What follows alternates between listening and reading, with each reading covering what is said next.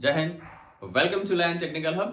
Lion technical hub में आपका स्वागत है। I am lion sir, having 30 years of experience in industry, and today we are going to learn about total losses in DC generators. तो hello friends, आप लोग कैसे हैं? और उम्मीद करते हैं कि आप लोग अच्छे होंगे और आप लोगों की तैयारी अच्छी चल रही होगी। तो आज बहुत ही इंपॉर्टेंट टॉपिक हम जो है पढ़ेंगे कि losses in DC generators, right. तो इससे पहले आप लोग जो है जिन्होंने इस चैनल को सब्सक्राइब नहीं किया है, कृपया सब्सक्राइब कर लें, क्योंकि मैं इस तरह के जो है एग्जामिनेशन पॉइंट ऑफ व्यू जो भी टॉपिक्स हैं या जो एक्सपेक्टेड क्वेश्चंस हैं उस तरह का जो है वीडियोस में बनाता हूं, ताकि जो है बच्चों को मैक्सिमम बेनिफिट मिल सके। और अक्सर जो है एक एक मार्क्स जो कि नेगेटिव मार्क्स के साथ में रहता है, उसमें पूछा जाता है कि कॉपर लॉसेज क्या हैं या हिस्टेरेसिस लॉसेज क्या है, ईडी करंट लॉसेज क्या है और उसमें मैकेनिकल लॉसेज क्या है। तो इस तरह के जो है लॉसेज पूछ लेता है और कभी कभी एफिशिएंसी की भी बात करता है कि आप जो है कब जो है मैक्सिमम होगा एफिशिएंसी, या कुछ आपको जो है कि ऐसे न्यूमेरिकल्स दे देंगे कि आपको जो है फॉर्मूला में रख करके निकालना होता है। तो हम जो है ये सारी चीज़ें कवर करेंगे। कृपया जो है आप वीडियो को पूरा देखिएगा समझने के लिए, क्योंकि आप जो है फॉरवर्ड करके थोड़ा थोड़ा देखेंगे तो आपको अच्छी तरह समझ में नहीं आएगा। तो इसलिए जो है आप केयरफुली देखिए। आइए शुरू करते हैं। Total loss in DC generators. तो डीसी जनरेटर्स जैसा कि हम जानते हैं कि जनरेटर में हमारे पास जो है कि एक प्राइमर होता है जो आर्मेचर को जो है रोटेट करता है, और मेन फील्ड होती है, ठीक है। तो जैसा कि हमने एक ब्लॉक डायग्राम बनाया है, आप देख सकते हैं। तो यहाँ पर ये मोटर का है और आप देख सकते हैं कि यहाँ पर पावर सप्लाई हम दे रहे हैं, लेकिन उसमें क्या होता है, यहाँ प्राइमर लगा होगा और आप जो है इसको रोटेट करेंगे फील्ड की जो है सप्लाई, क्योंकि यहाँ पर जो है रेजिडुअल मैग्नेटिज्म होता है और इससे जो है कि ये कट होगा, वोल्टेज जनरेट होगा और ये वोल्टेज जो है आपको पावर सप्लाई के रूप में मिलेगी, ठीक है। मोटर और जनरेटर में कोई फर्क नहीं है, सिर्फ अंतर इतना है कि उसमें जो है कि एक प्राइम मूवर होगा, आप जो है मोटर को घुमाएंगे यानी जनरेटर को घुमाएंगे तो जो है कि वो सप्लाई प्रोड्यूस करेगा। मोटर में क्या होता है कि आप सप्लाई देंगे और ये जो है कि आपको जो है शाफ्ट के थ्रू घुमाएगा, राइट। तो यहाँ पर क्या होगा, यानी मोटर क्या है, इलेक्ट्रिकल जो आप डीसी सप्लाई दे रहे हैं उसको मैकेनिकल में कन्वर्ट करता है। जनरेटर क्या है कि मैकेनिकली आप जो उसको जो है पावर दे रहे हैं उसको कन्वर्ट करके इलेक्ट्रिकल में चेंज करता है, right. But design point of view, you can run DC motor as a generator और DC generator as a motor, और उसमें ज़्यादा कोई अंतर नहीं है। सिर्फ आपको एक प्राइमर की अरेंजमेंट करना पड़ेगा घुमाने के लिए, या आपको जब आप मोटर के रूप में यूज कर रहे हैं तो आपको इनपुट सप्लाई की जरूरत पड़ेगी, डीसी सप्लाई, राइट। तो अब देख लेते हैं इसमें लॉसेस क्या है। मोटा मोटा लॉसेस जो हमें दिख रहा है, यहाँ पर आर्मेचर है, ब्रशेस फिट है ये कम्यूटेटर के ऊपर, यहाँ पर शंट फील्ड है, और इसका जो है आर ए यानी कि रेजिस्टेंस होगा, ये जो आप देख रहे हैं ये आप आर ए बोल सकते हैं, यानी कि ये आर्मेचर है, इसका कुछ अपना रेजिस्टेंस होगा, बहुत कम होता है। और इसमें जो करंट फ्लो होगा आई ए के नाम से डिनोट करेंगे, और ये आपका है ब्रशेस, राइट। तो यहाँ पर डीसी पावर सप्लाई आपका, अगर हम जनरेटर की बात करें तो यहाँ से निकलेगा, राइट। और ये आपको जो है सप्लाई निकलेगी, राइट। तो इस कंडीशन में क्या होगा, अभी देखिए ये आपका सन फील्ड है। नाउ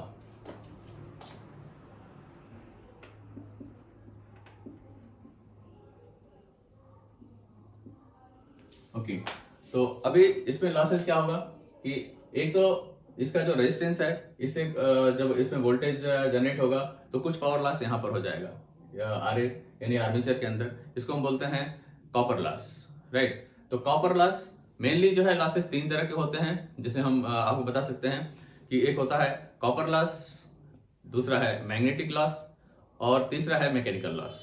तो हम इसको देख लेते हैं। अगर हम बात करें कि इसमें कॉपर लॉस, तो कॉपर लॉस में आपका आ जाएगा Cu, और ये डिपेंड करता है आपका आई ए स्क्वायर इंटू आर ए। ये आई ए स्क्वायर इंटू आर ए क्यों हुआ, क्योंकि ये जो है आर्मेचर के अंदर जो करंट फ्लो होगा उसका स्क्वायर हो जाएगा इंटू आर ए जो इसका रेजिस्टेंस है, राइट। तो ये आपका हो जाएगा कॉपर लॉस, करेक्ट। और इसको हम जो है कॉपर लॉस को भी हम जान सकते हैं, ये आपका फील्ड जो है के अंदर जो है इस तरह का लॉस होगा तो ये हो जाएगा फील्ड कॉपर लॉस। सन फील्ड के अंदर होगा तो सन फील्ड कॉपर लॉस, यानी कि सन फील्ड के अंदर है तो उसको आप डिनोट कर सकते हैं कि ISH का स्क्वायर इंटू RSH। अगर आपका सीरीज फील्ड है यानी सीरीज मोटर है तो यहाँ पर हो जाएगा ISE का स्क्वायर इंटू RSE। तो इस तरह से आपका ये जो होगा सीरीज फील्ड होगा या शंट फील्ड होगा तो आपको जस्ट डिनोट करना पड़ेगा ऐसे, करेक्ट। और इस तरह के जो लॉसेस हैं आपका मेनली आर्मेचर के अंदर होता है और फील्ड कॉपर लॉस होगा और ब्रशेस कॉपर लॉस। क्योंकि ब्रशेस क्या होता है, इसका भी अपना कुछ रेजिस्टेंस होता है जो कि हम इसको फील्ड में इसमें जोड़ लेते हैं, लेकिन ये जो है इसमें से भी कुछ वोल्टेज ड्रॉप होता है ड्यू टू दिस रेजिस्टेंस, तो इससे भी जो लॉस होता है वो भी अंदर आता है कॉपर लॉस की, राइट। अब हम आपको बात करते हैं कि कॉपर लॉस में आपका जो है हो गया armature copper loss, armature copper loss, field copper loss,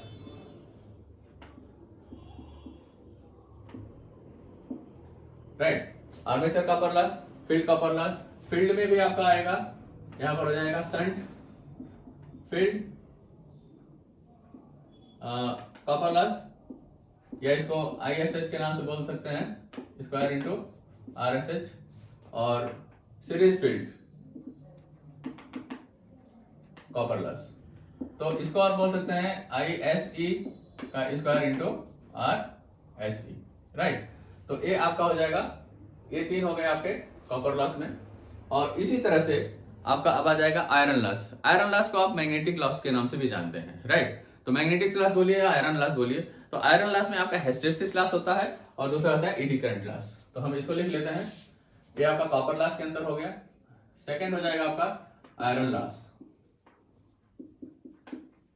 iron loss में क्या हो जाएगा आपका, आयरन लॉस में दो होते हैं, आपका hysteresis loss, hysteresis loss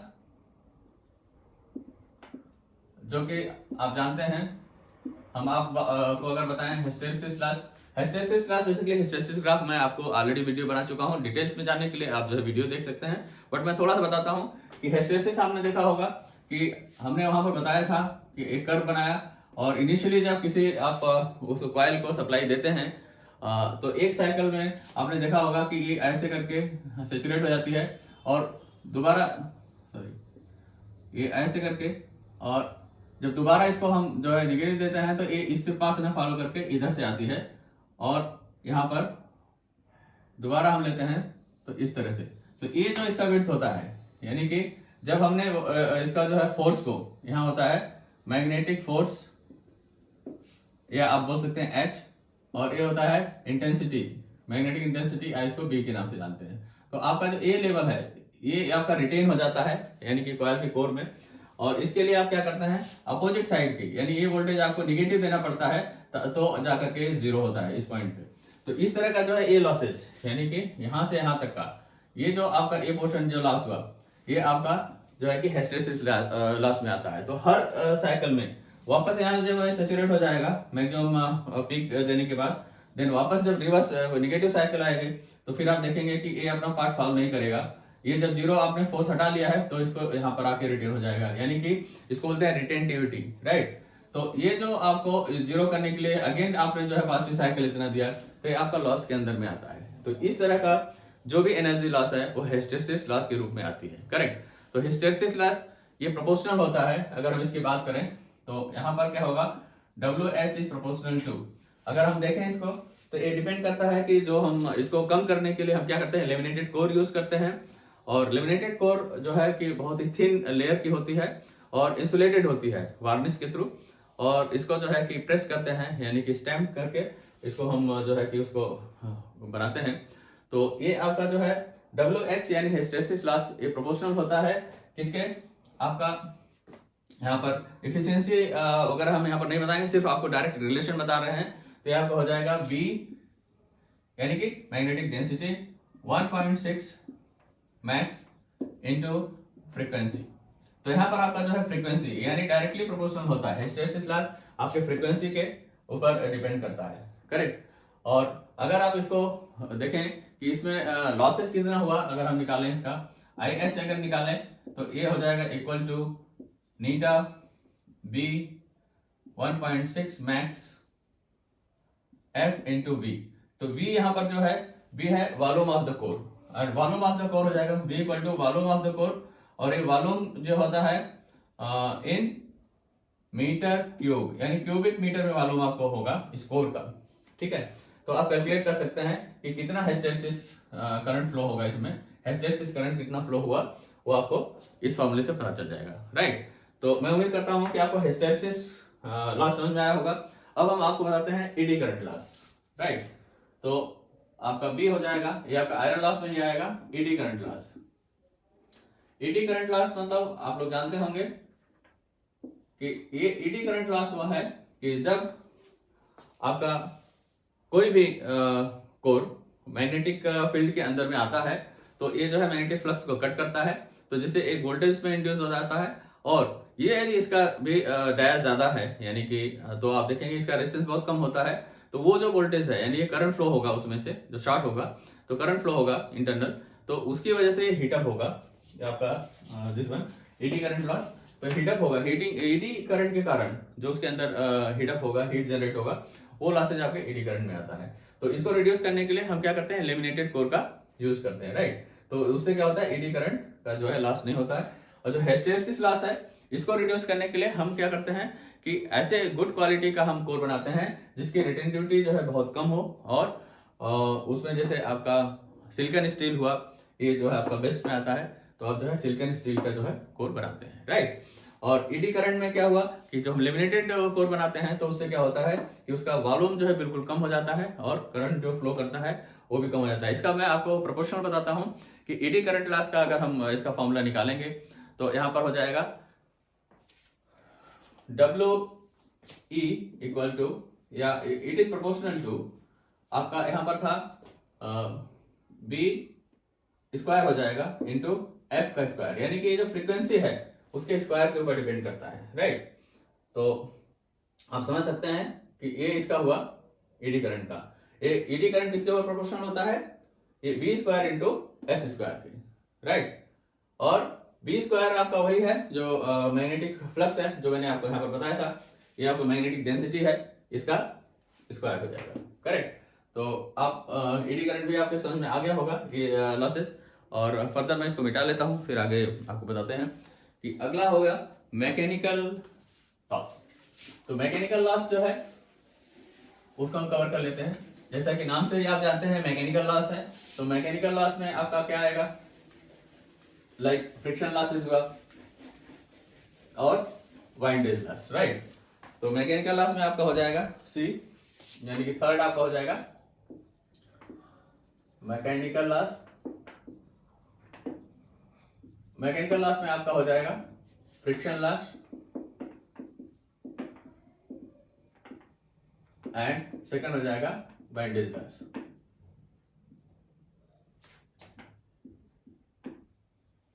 right, तो वाइंडेज लॉस एंड आपका हो जाएगा फ्रिक्शन लॉस। अगर हम इफिशियंसी की बात करें तो इफिशियंसी जो है मैक्सिमम जनरेटर की तभी होगी जो आपका वेरिएबल लॉस जो है कांस्टेंट लॉस के बराबर हो। आप जानते हैं कांस्टेंट लॉस क्या होता है, कांस्टेंट लॉस होता है, आयरन लॉस को हम कांस्टेंट लॉस के नाम से भी जानते हैं। राइट, तो और वेरिएबल लॉस में क्या आता है, आपका कॉपर लॉस आता है, जो कि लोड के ऊपर डिपेंड करता है। अगर आपका लोड कम होगा तो आपका कॉपर लॉस कम होगा, लोड ज्यादा होगा तो कॉपर लॉस ज्यादा होगा। राइट, तो हमेशा ध्यान रखिएगा। और हम इफिशियंसी अगर इसका निकालें, हम एक आपको ग्राफ बनाते हैं तो आप इसे समझ पाएंगे कि आप देखेंगे यहां पर हम जो है करंट को डिनोट करते हैं, राइट साइड में इंक्रीज होगा और इधर आपकी नीटा है, यानी कि इफिशियंसी। तो यहां से हम देखेंगे कि जब जनरेटर है कोई भी, यानी कि यहां से आपका लोड इज लेस तो इफिशियंसी भी कम है, लेकिन आप देखेंगे कि इसका कर्व जो है ऐसे मिलता है। राइट, तो हम ये देख सकते हैं कि जैसे जैसे आप जो है करंट को बढ़ा रहे हैं इफिशियंसी बढ़ रही है, और एक लेवल पे आप देख रहे हैं यहाँ पर कि आपकी इफिशियंसी मैक्सिमम है। राइट, और वहां पर इफिशियंसी आपको मैक्सिमम मिल रही है at this level.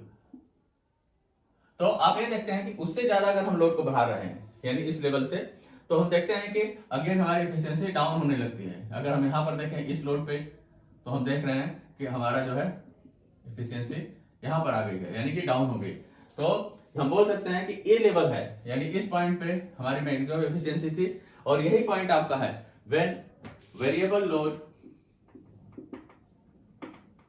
Load is equal to constant load, यानी कि variable load equal to constant load. तो यहां पर अब क्या हो जाएगा, या आप इसको बोल सकते हैं लॉस, वेरिएबल लॉस। तो वेरिएबल लॉस जो है कांस्टेंट के लॉस के बराबर हो जाता है, यानी आपका copper loss is equal to iron loss. तो आपका यहां पर क्या हो जाएगा, मैक्सिमम एफिशिएंसी मिलेगी, राइट। और इसको हम जो है अभी हम ऐसे भी, अगर हमें करंट निकालना हो तो हम ये इसे भी निकाल सकते हैं, क्योंकि आपका कॉपर लॉस है इज इक्वल टू IA का स्क्वायर इंटू RA। तो अगर हम इसका IA निकालें तो हम पाएंगे कि अंडर रूट आपका हो जाएगा कॉपर लॉस अपॉन RA। तो ये आपका जो हो जाएगा, अगर हमें करंट निकालना हो तो हम इसे भी निकाल सकते हैं, ये फॉर्मूला आप डाल दीजिएगा, राइट। तो इस तरह से आपको समझ में आ गया होगा कि ये जो लॉसेस हैं, एक्चुअल मेन लॉसेस मैंने कवर कर दिया है यहाँ पर। एक बार मैं आपको फिर से बता देता हूँ कि टोटल लॉस के अंदर में आता है आपका कॉपर लॉस के अंदर में आता है armature copper loss, field copper loss और ब्रशेस कॉपर लॉस, राइट। और फील्ड में आपका आता है सीरीज कॉपर लॉस और शंट फील्ड का जो है, यानी शंट कॉपर लॉस, राइट। तो ये आपके हो गए कॉपर लॉस में। एंड आयरन लॉस की हम बात करें, या तो मैग्नेटिक लॉस के नाम से भी जानते हैं। आयरन लॉस में आपका हिस्टेरेसिस लॉस आएगा और eddy current loss. Hysteresis loss है जो कि आपको जो मैग्नेट आप जो बना रहे हैं, यानी कोर, उसको बनाते वक्त ही आपको एक अच्छे क्वालिटी का कोर यूज करना पड़ेगा। सिलिकॉन स्टील हम जनरली यूज करते हैं, जो कि उसमें लॉसेस बहुत कम होता है, तो वो बेस्ट है, राइट। और दूसरा है eddy current loss. Eddy current loss के लिए आप जो है सिलिकॉन स्टील के जब आप कोर यूज करेंगे और वो थिन जो है कोर यूज करेंगे और लेमिनेटेड कोर होगी, तो ईडी करंट लॉसेस भी कम हो जाता है, राइट। इसी तरह से मैकेनिकल लॉस है, मैकेनिकल लॉस आपका फ्रिक्शन लॉस होता है और बैंडेज लॉस है। तो ये आपके जो है 3 तरह के लॉसेस होते हैं, और मैं उम्मीद करता हूं कि आप लोगों को समझ में आ गया होगा। इफिशियंसी की बात करें तो ध्यान रखिएगा, variable loss will be equal to आपका जो है कॉपर लॉस, तो वहां पर आपको मैक्सिमम एफिशिएंसी मिलेगी। अगर ये मिसमैच होगा तो आपकी एफिशिएंसी डाउन हो जाएगी। और जैसा कि मैंने एफिशिएंसी ग्राफ आपको बना के बताया हुआ है कि जैसे जैसे आप लोड बढ़ाएंगे एक सर्टेन लेवल पे आप देखेंगे हाँ मैक्सिमम एफिशिएंसी होगी, और वहां पर ही आपका वेरिएबल लॉस और कॉपर लॉस इक्वल होता है। फर्दर आप करंट को बढ़ाएंगे, या आप जनरेटर की बात कर लें, जनरेटर अंडर लोड में रहेगा तो भी एफिशिएंसी कम होगी, और जो एग्जैक्ट उसका लोड है वहां पर मैक्सिमम एफिशिएंसी है। उससे ज्यादा आप लोड बढ़ाएंगे जनरेटर का तो अगेन एफिशिएंसी डाउन होने लगेगी। तो ये आप इसे समझ सकते हैं। मैं उम्मीद करता हूं कि आपको वीडियो अच्छा लगा होगा और आपको काफी इन्फॉर्मेशन मिली होगी, और इस तरह का मैं टेक्निकल वीडियोस बनाता रहता हूं। कृपया चैनल को आप सब्सक्राइब करें, लाइक करें, दोस्तों को शेयर कर दें। मिलते हैं अगले वीडियो में। जय हिंद।